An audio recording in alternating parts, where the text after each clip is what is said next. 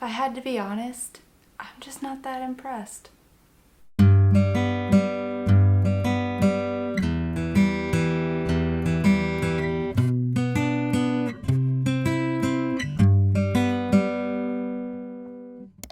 Hey guys, and welcome back to my channel. My name is Elisa, and here I like to make all sorts of videos related to knitting, crochet, and sewing. I love all the fiber arts. And in today's video, I'm going to be doing another podcast, but I do have a sort of theme for this one, and it's going to be my most controversial knitting opinion. So, with that being said, let's just jump right in. And of course, we have to start with finished objects, which I do have a few because it's been like forever since I've recorded a video, which I don't know why. I have been pumping out all sorts of other types of videos, but I just haven't had the time to really sit down and film a podcast, and I'm actually really excited to today because I miss you guys and it feels like it's been forever since I've shared what I've been working on. So the first thing that I have for you is a sock! Who would have thought? Oh my gosh. Okay, so if you have been watching me at all in the past, you know that I had recently been on like a sock high in a sense, where I was knitting socks like left and right. I gave 2 pairs away for Mother's Day, and I was knitting myself a pair before that, and I was pretty much like sock burnt out by the end of it. And I'm pretty sure I said something along the lines of, I am in no rush to cast on another sock. I'm so excited to be done knitting socks. I don't think I'm picking up socks until the fall again. Well, looks like I did. And this is, it's not my own pattern. I followed one of the charts in the Japanese Stitch Knitting Bible book that I got. And this is the lace pattern. Let me show you. This is the lace pattern of that chart, and I just thought it was really pretty and dainty and delicate. I was very inspired by the picot edge on the Crayobea's most recent sample of her Tolsta tee, and she had the green, I think it's the apple green one.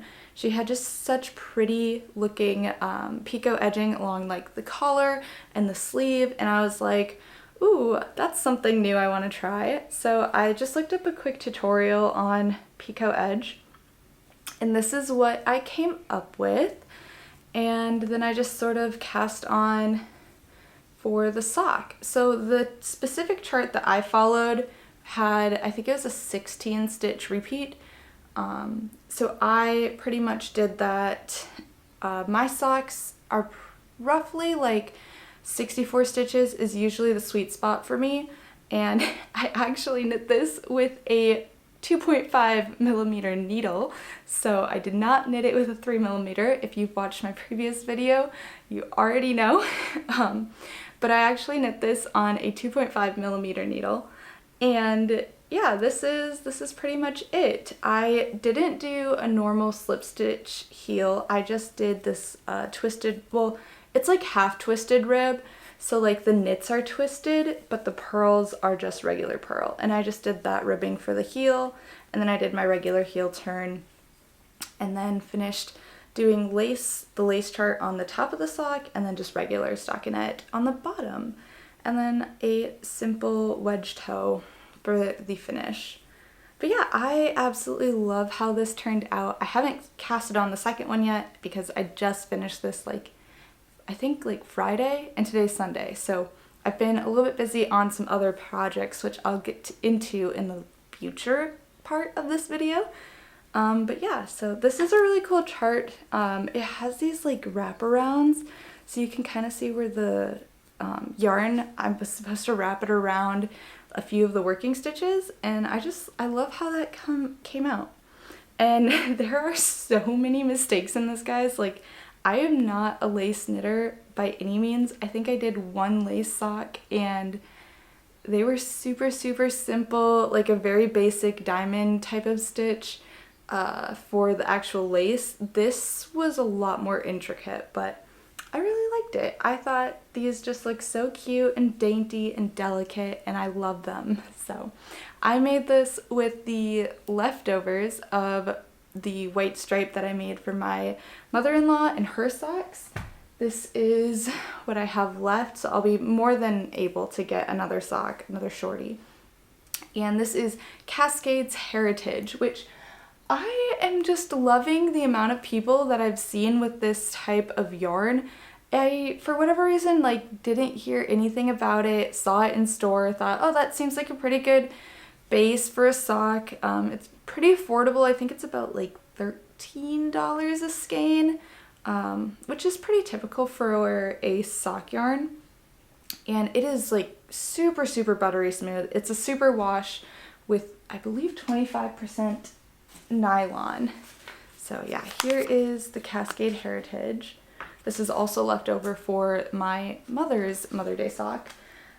But yeah, so this is what I have left. And I've just seen so many people knitting with this. And I don't know if it's like new, if it's been around and like all of a sudden everybody's knitting with it. But like, I think Carson from Carly's Handmade, and then I think Knee Knits, Amy from Knee Knits also just picked up like, I think this same color in the Cascade Heritage. So I don't know if it's just like becoming super popular or if it's new, but I had never seen it before this year. But then again, I wasn't sock knitting until really this year. So I don't know, maybe it's been around and it's just being revitalized again.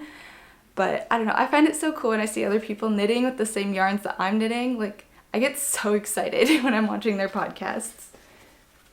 Anyway, yeah, so this was, if you have the Japanese Stitch Bible, this is what it looks like here.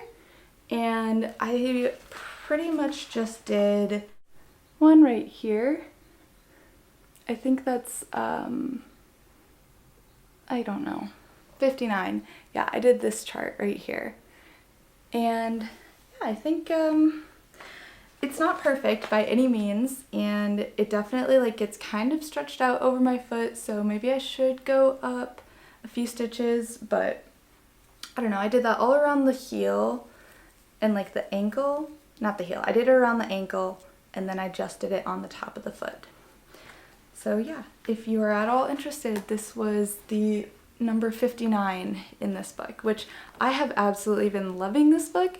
I really wanted to cast on some socks in that pattern, but I just like was so indecisive. And then finally I was like, okay, I know I want to do this. Just pick a stitch pattern that's going to be an easy repeat, that's like already a part of the amount of stitches that I use. So like it'd be a multiplier, and I found a 16 stitch repeat, so I was very happy. And yeah, so I'm obviously very proud of these stitches. Also, like, I don't know if you'll notice, I did mess up on one of the picot edges. It's very hard to tell. But I basically forgot a yarn over, so I had to sort of like make one instead of doing a yarn over to get that extra stitch. But it only makes it like somewhat flat. I think it's these right here. Just a little bit flatter than the others. But like, nobody would know. So that is my first finished object. I think, okay, I have another finished object. This is not related to knitting, but I do have a video made on it if you are at all interested. I'll have the video up here as well as tagged in the description. It is this really cool blouse. I made it all on my own without a pattern or anything, so I'm super proud of it. It is by no means perfect and very, very beginner, but I absolutely adore how it came out. I've worn it a few times. It fits great. I'm just so proud of this. Like, don't look too much over here, guys, but like I'm so happy about this. And it's supposed to be like a Gucci dupe, but I made it out of a thrifted robe. So if you are at all interested to see how I did that, go check out that video. But other than that, like, I'm just really proud of this being part of my wardrobe and me being able to wear it. Okay, I have one last finished object, and it is this absolutely stunning Luna tee. And here is the finished garment. I have not had it on the podcast yet, but she has been done for a few weeks now, And I loved this pattern, guys. I highly, highly, highly recommend it. In fact, I'm probably going to cast on another. I loved it so much. I've been able to wear it with like work clothes. Right now I just have it paired with some jean shorts. But I typically wear it for work. I just love how elegant and feminine it is. And there's just so many design features of this that I just absolutely adore. So this pattern is a fingering weight pattern, and it is supposed to be like a summer tee, and it's all in broken rib stitch. I made this with my Arizona tee, or not Arizona tee, with my Arizona yarn that I picked up in Arizona. I believe it was Carefree Tencel. I picked it up at Tempe Yarns. I've talked about it in previous podcasts, and I pretty much knit it with the intention of making it in the special skein cal that Carson and Amanda from Birch and Lily, so Carson from Carly's Handmade and Amanda from Birch and Lily, they were hosting a special skein along, or special skein knit along, and I used this as my entry. I did not win, but like there's probably a bunch of other people that were entering in that one. But I really found it inspiring to be able to use it in a way that I absolutely loved. I was super excited when I came across the Luna tee. There's just so many features of this. Okay, so it's a raglan construction, and it was absolutely amazing knitting up. I loved working with this yarn. But I pretty much learned how to do a provisional cast on, tubular cast on. I learned a tubular cast on. So I have this really nice neck finishing here, and then you do your raglan increases, and then she made the design pattern so well thought out. Look at these decreases and increases along the body. It is just stunning. I love it. Like I said, I'm speechless with this pattern. I love it so much. I highly recommend it. And like the yarn, oh my gosh, this gradient is gorgeous. I love this. I don't really have these colors in my wardrobe, but I wanted to get something that really reminded me of Arizona, and this yarn like sums it up. Oh my gosh, I love it. I've been wearing this like crazy. I've already worn it a few times, and I've washed it. This is recently washed. I just put it on for the podcast. But I did not do any heavy blocking with this. I just pretty much wet blocked it, dried it, didn't like wring it or anything, and then I didn't do any pinning. I wanted it to really retain its shape, especially because of that broken rib. So I really wanted it to have that extra stretch and not lose any of it. But it is absolutely gorgeous. The only thing is, I think I knit about like 10 centimeters more than what the pattern called for at my size. And I'm really glad I did. When I first blocked it, I thought like, oh my gosh, this is gonna be massive. It's huge. It's basically a dress on me. But now it goes just to inside my shorts. So like if I take it out, I don't know if you can tell, I'm not tall enough. But it's a really good waist length. I love the length of it now after it's dried, and I couldn't be happier. So if you knit it to pattern, it'll be a little bit short.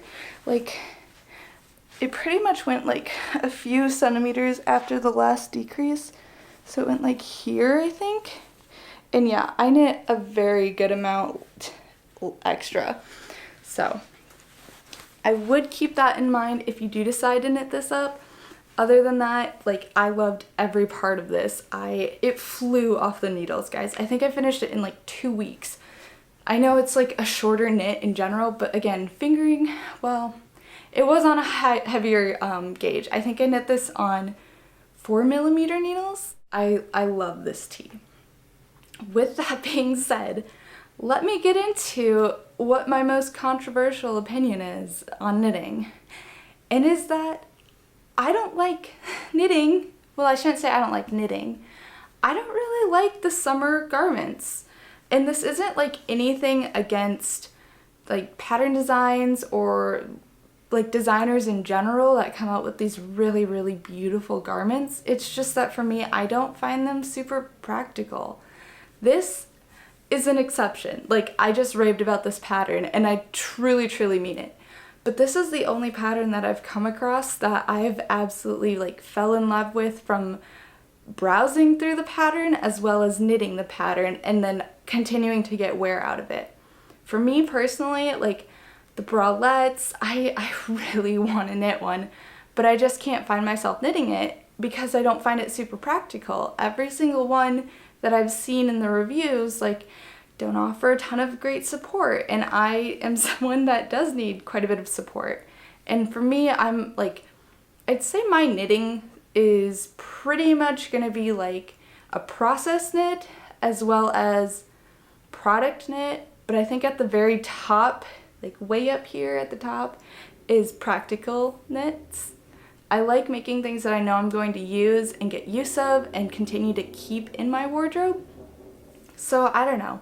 I've looked through a ton of patterns, like Jessie Maid has some really, really amazing camisoles, same with My Favorite Things knitwear, and none of them just really take my breath away like this one did. But also like like even in the projects where I go and see what people have written about them, the patterns will be really well written and like the fit will look well. And it's really frustrating right now, especially in the summer, because that's what everybody's knitting. And I love seeing all these patterns and different designs coming out and people enjoying their summer knits, especially with some really great summer fibers. But at the same time, like I'm not, like I want to knit all the sweaters and all the fun like wintry things. So right now I feel like I'm kind of stuck in this like impause in a sense of not being able to knit things that everybody's knitting at the moment and just sort of waiting again till the winter. I don't know, like I have thought about doing the bags and accessories, but just for me personally, I just can't see myself knitting any of the camisoles. Even though they are beautiful designs, I just don't think they'd be super functional and practical in my wardrobe. So that's pretty much my controversial opinion. And I don't know how controversial it is because I have seen quite a bit of people say the same thing. But I don't know, you'll have to let me know in the comments if you found really good patterns. Maybe there's one pattern, like me, where you really enjoy it and that's like your summer knit. Or maybe you really do find, like maybe there are some bralettes out there that I don't know of that are super supportive and offer a great range of functionality for you. But I just haven't been able to come across those patterns. And I don't know. I think cotton is a great type of fabric to use for those sort of knits, but even then I feel like cotton yarns can be pretty heavy at times. So maybe I just need to do some more research. If you have any opinions on that, definitely leave them below in the comments. I'd love to hear them, and I'd love to be able to like find more great summer knits because I really do want to knit them and I want to wear them. I think they look really great, especially like, oh my gosh, I can't get over this pattern. But this is the only one that I've really been able to like fall in love with and then continue love wearing and knitting. I don't know. Anyway, moving on from that topic, I have quite a bit of whips. Well, no, that's a lie. I have a whip that sort of stems from the last topic. So it is currently like It's currently June 18th and it's like 66 degrees outside, which is relatively like cool. I think there's a storm going through, that's probably why. But this whole week is gonna be like 80s and 90s, so it's gonna be pretty hot here in the Midwest.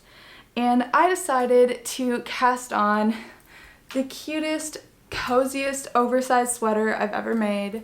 And this is the Lakes Pullover by Ozetta. So this is the first Ozetta pattern that I have made, and I'm actually really, really enjoying it. I think it's really, really well written, guys. I have seen her on Instagram, and I've seen a lot of people say really great things about her patterns in general. So I decided to make the Lakes Pullover. This is a worsted weight pattern. I have needles all over the place because I refuse to stick my stitches on scrap yarn. I don't know why, I just like the needles much more. But it does make it a little bit fiddly. Anyway, this is a worsted weight pullover pattern, and it's pretty much knit on 5mm needles as far as I have seen. I do think you like go down a smaller size for the ribbing, but that's pretty typical. And it's really cool in my opinion because it has these like saddle shoulders. Like, I have not had a design like that before, but I don't know, I thought it was really cool that that was part of the design. And I just loved how like cozy and oversized it looked. And I'm not an oversized sweater type of person. I really like more fitted sweaters, but it was a very impulsive thing. I finished the sock and then I was like, I watched a video. That's what it was. I watched, it's Erin B. I watched one of her videos. I think it was her unboxing video, and she was wearing this really nice, really simple knitted sweater, and it looked like it was in a similar yarn. I think she used Scarfy, but it looked similar enough. And I was like, ooh, I want to use that yarn. And I had already made up a swatch at one point. It's up there on my board. And I was like, okay, I think that's enough of an inspiration for me to go and knit up this yarn. And I pretty much just started browsing Ravelry, and then I saw that pullover and I was like, that's it. That's the one. Pretty much like bought it right there. I didn't even read through the pattern. I think I just really quickly looked at the gauge, saw that it matched my gauge swatch, which I made like a month ago. I probably should make a more current gauge swatch and not just trust the one that I made a month ago. But I so far have still gotten gauge. Like, this is not by any means crazy from what the actual fit is supposed to be. So I'm knitting the size small, and I'm not playing yarn chicken. I'm going to run out of yarn, but I want to figure out how much yarn I need to buy. I have two of these. This is the Karen Cake Blossoms. And if you saw my shop with me video, you know that I picked this up, and I picked up two of them. And it's in the colorway Cabana.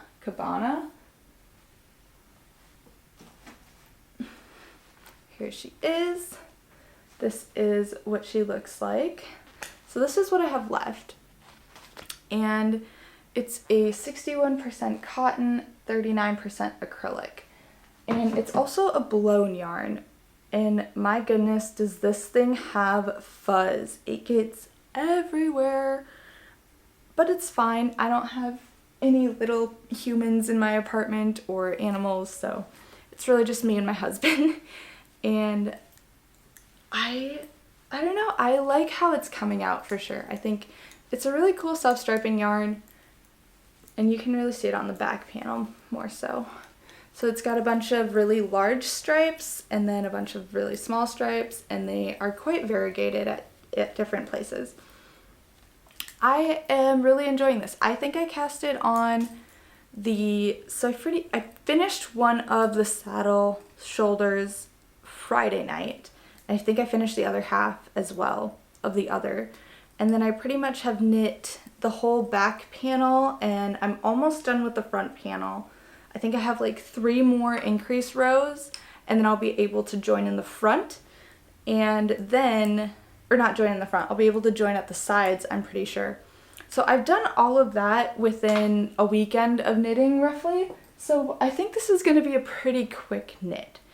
But what is going to slow me down is waiting for more yarn to come in, because I'm probably just going to end up ordering it from Michael's. There's just yarn fluff floating in the air. But it is really soft, and I do like this yarn because it feels pretty lightweight.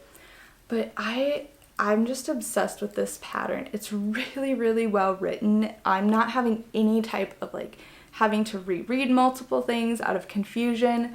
And also, like, this was the first pattern, I think, like sweater garment pattern, where I didn't have to look up any tutorials so far on any of the construction, like any of the technique that you use in this pattern.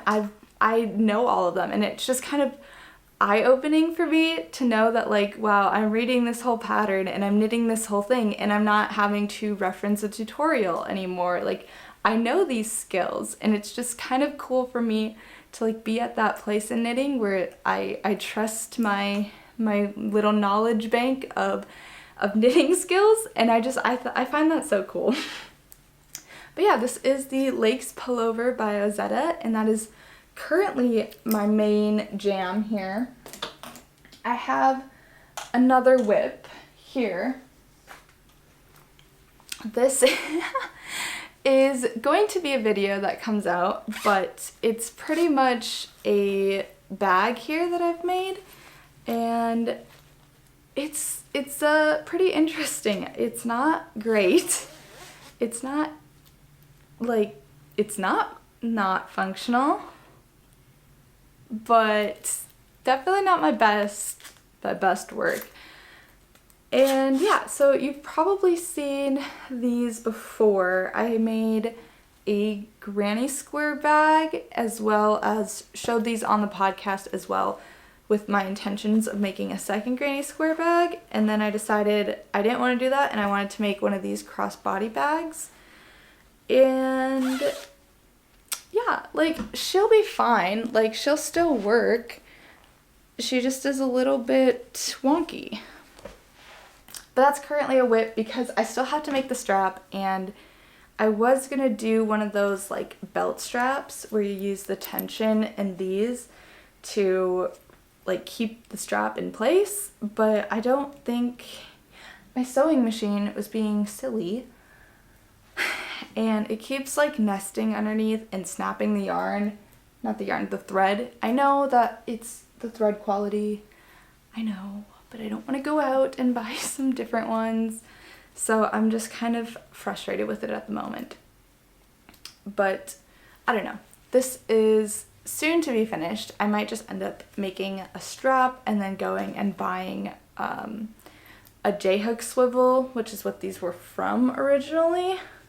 I made my sister a like cat hammock thing, and then I had a bunch of these left over. But that is pretty much it for whips. I do have a few acquisitions. Before I do that though, I do have my Lanark sweater, which some of you might know. The only thing is I'm like this close to picking it up. I'm just having a really hard time because I was not enjoying it towards the end, and I think that's because I had so many other projects in mind that I wanted to start, and the brioche was just taking such a long time, or the half fisherman's rib. So I want to finish it before the fall so that way I can wear it, but I do know that there's still quite a bit of things I need to do. I have to finish both sleeves. I have to pick up stitches to finish both sleeves, and then I also still have to sew in the zip. So I put it in my project bag with the intention of like, if it's in here long enough, I know I'm gonna finish it. I hope. But I don't know, we'll have to see if I pick that up at all in the next couple weeks. I think I'm really enjoying the Lakes tee, or the Lakes pullover. I think the biggest reason I wanted this is because I saw it was stockinette. It's a pretty nice gauge, and I had just finished knitting that really lacy, delicate, intricate sock, and I wanted just plain old stockinette, and I got it. So I'm loving that pattern. That should be a finished object relatively soon with how quick that it's been knitting up, but we'll have to see. Acquisitions. This doesn't necessarily count as an acquisition because I didn't really buy it, and I didn't really like get it new in my stash, but technically I'm counting it as an acquisition because if you are from like the very, very beginning, you know that I had lost my very first cardigan, or my very first garment in general. But guys, I found it! I finally found it, and I'm so happy. So I knit this way back. I think I finished it in like November of 2022. It might have even been, no, I finished it earlier. I think I finished it in like March of 2022, but I had cast it on in November of 2021. And it was like pretty much sitting unfinished with the sleeves for like months. I finally finished it, wore it most of 2022, lost it, I don't know how, but I pretty much took it to Florida with me on our trip in November, and I could not find it for the life of me. I thought I had like left it in the airport or something, like maybe it fell out of my bag somehow. I don't know, but I thought I looked everywhere for it. Apparently I didn't. It was somehow tucked away in like, it's not even a tub. We have a bunch of empty tubs in our closet for when we move, because we're currently in apartments. We had just moved into our apartment last year, and so we have a few empty tubs for when we move again in the future. And it just somehow managed to like fall in there. I don't know. But anyway, this is my first cardigan I ever made. I'm so happy I found it because my poor little heart was broken that I didn't have my first ever finished piece like this, and I love her so much. I am so glad that I made this cardigan. I need to make more cardigans. This was just knit with Big Twist Spice in the color Rust. So it's like a faux mohair, but it's really soft, and it's machine washable and dryable, which is amazing. I love it. You can tell it's got a little bit though of that, like, it's not really pilling, it's kind of just like fluffing. I don't know. But I'm so happy that I found this, and I've already worn it a few times, and like when I found it, I literally like ran over to my husband and I was like, oh my gosh, I found my cardigan, and like oh my gosh, I could not take it off for like 3 or 4 days. I loved it so much. But now she's here, she's clean, she's washed, and she's being very well loved. Okay, so that's the first acquisition. The next is pretty cool. I recently made a purchase for some yarn here.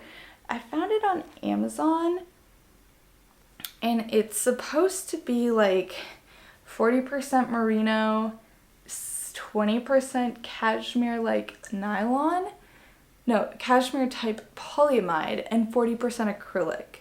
So I don't know if this 20% cashmere like polyamide means that it's polyamide that's supposed to mimic cashmere, or is there cashmere in this? Can somebody please explain? But I was pretty intrigued by it. They had quite a bit of colors, and it's a fingering weight, very basic fingering weight. And I think I did the color ecru. I really wanted something nice and staple, and I bought pretty much, well, I don't know if it's a sweater's quantity, but I bought a good amount. And it was relatively well priced on Amazon, so I'll have to see if this is any good quality. The reviews looked good, but there weren't a ton of them. So far it's fine, like they all look like they're in the same dye lot, which is cool. This one came a little bit wonky, so I pretty much just took the label off and rewound it a bit. I have some ideas for this. I don't know if it'll come to fruition, because the last time that I said this, I made a swatch, started it, and then have not picked it up since. But I think I want to make like a long sleeve sort of capsule like. It's okay, so when I was a kiddo, I had this really nice pullover black, this like, I think it was literally called the perfect pullover, and it was super nice and fitting and black and long sleeve, and it was lightweight, but I loved that pullover. It was perfect for just any time of the day. Just something nice, light, like fall, spring, think that type of weight of a garment. And I really want something like that. So I'm hoping that I can possibly figure out with enough techniques that I know,